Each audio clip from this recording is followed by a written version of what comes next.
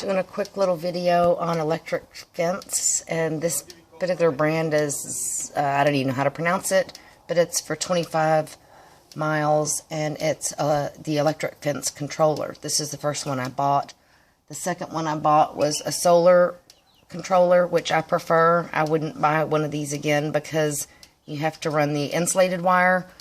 But as you can see, the red, that's going to go to the ground wire, and the green, that's going to go to the insulated wire. And I've run it outside of my garage. You can see it right here. And then the one going to red goes to this ground rod. I just used a C-clamp. They do make special clamps for grounding rods, but you can see that this is holding it just fine right there. And then I've stapled it all along to the house. This is why I would use the solar one in the future. And it goes along the fence. It's all stapled except for here. And then it goes down to this post, which is the area I needed it. And you can see right there where it is. Okay, so I'm over here at the post. You can see where I've stapled the insulated wire in. And it's connected to this red line that comes with this metal strip that you just open up with the screws there, and the hot tape goes through there, and you tighten it down as tight as possible. I modified this gate that I just installed yesterday. Comes on a bungee cord type cord with the plastic handle, and you install this piece right here into the post, put your hot line on, and then when you pull the handle, mine is not hot all the way down the line. That's how I set mine up, because that's how I wanted it. You can probably hear it. Connect power. The instructions tell you to run the insulated line from here underground to a post, but I didn't want it permanent, so I don't have a post. If I had a wooden post, then I would do it like such into the wooden post and connect this. The bungee has wires all running through it, which conducts the electricity all the way through the hot tape. So you can see how that's set up. And then these are the poly poles I was telling you about. They're almost like a fishing pole material with a point on the end, and you can have 4 different levels. And back to my gate, I decided to use the same metal connectors as I did down at the other end to add the tape to touch the bungee cord type material with the wire in it, so it's all conducting the electricity all the way through the tape. I chose to separate right here so I can keep the minis at a low level here, and then higher, which I really wished it was higher. I could probably put some PVC there to make it long, but it's working right now. So there's the connections to the hot tape touching each other on both. And then all the way down, I walked off 15 foot in between each post. You can do whatever you prefer, but if you look at these clips right up at the top, they have an area that keeps it from sliding out. They do sometimes break off. When they do, I wrap it around just to make it tight. And then you can see right here,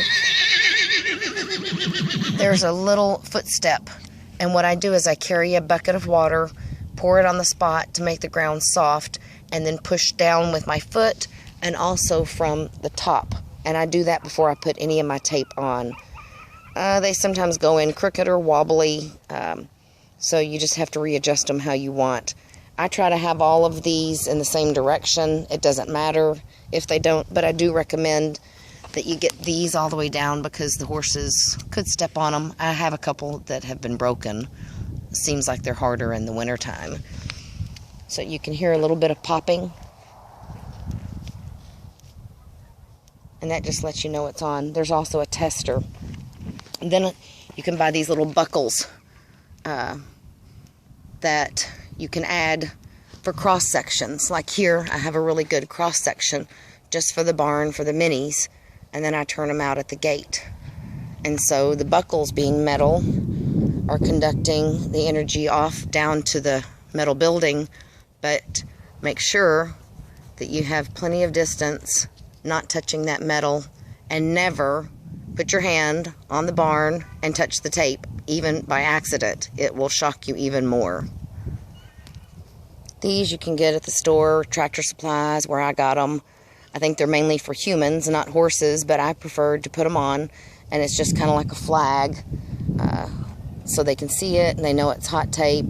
I don't know why they didn't make it red. I would think red for hot, but these are mainly used for the wire instead of the tape, but I pinched the tape down and it still works. It doesn't prevent it from working. So you can see all the way down here to the back of the property, all the way to the back here, and I'm going to walk down there and pause it. I want to show you how I connected it. Okay, here I am at the fence, and these are plastic, and you screw them in with 2 screws. You can see, like that, and it's just like a belt buckle, and you make it tight, and I just tried to separate it to the same distance as the poly pole, and like that. I did have one where they kind of came off into a V or a Y, whatever you want to call it, and I switched it out. I like having that protection down at the low bottom. And then here I needed a repair, and I just cut off the torn part and added a buckle. You can do the buckles this way, or you can do them the other way that I showed earlier.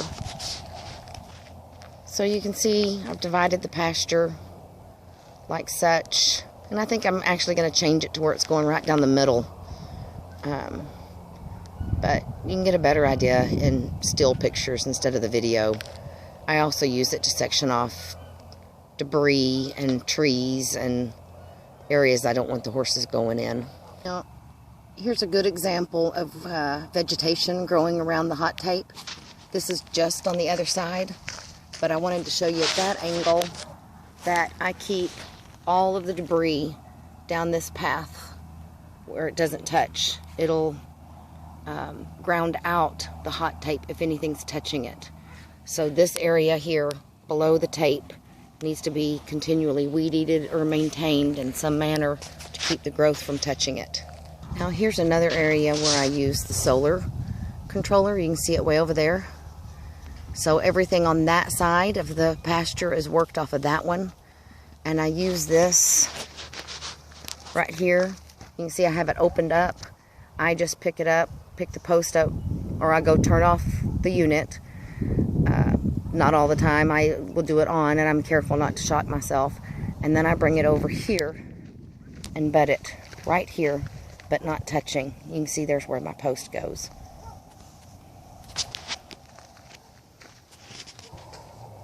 Okay, here's my solar panel, and it's the same thing. I have the ground, which is right here. The ground rod is right here. And I think I said that reverse on the other one. It's the black, and then the red goes here. And I did the same thing with the buckle. I did one buckle here because it's a continuous tape. It's not cut here. And I just added this buckle because we've had a couple of times where the horses have bumped it, or I've had humans bump it, and it pulled my wire out. That's why you see the electrical tape there. So this will prevent it from pulling out because it pulls it so tight. And these you definitely want to get.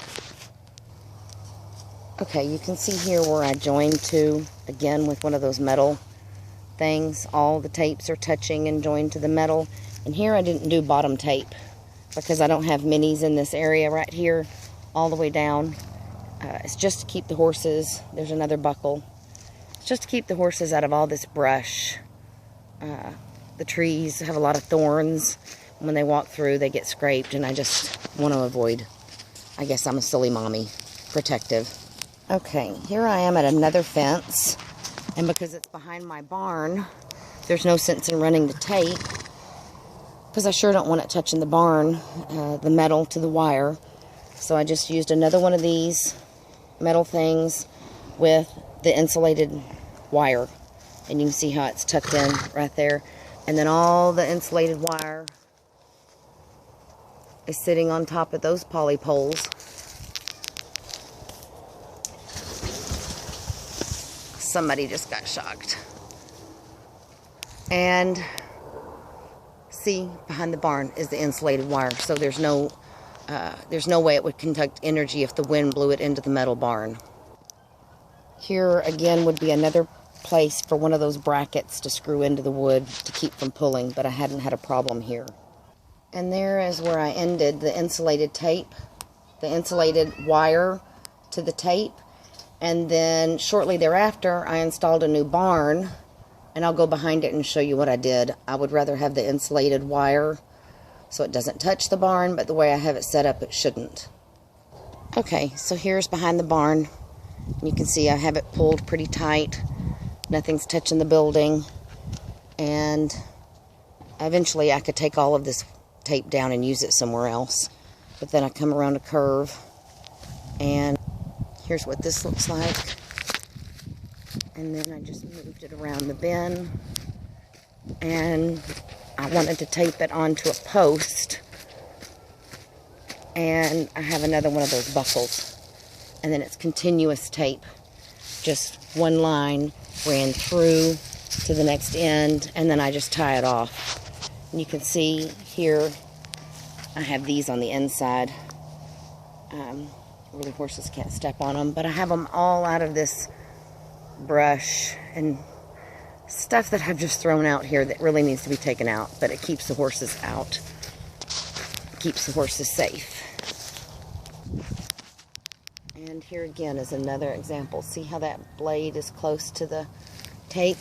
These all need to be kept down so there's no grounding.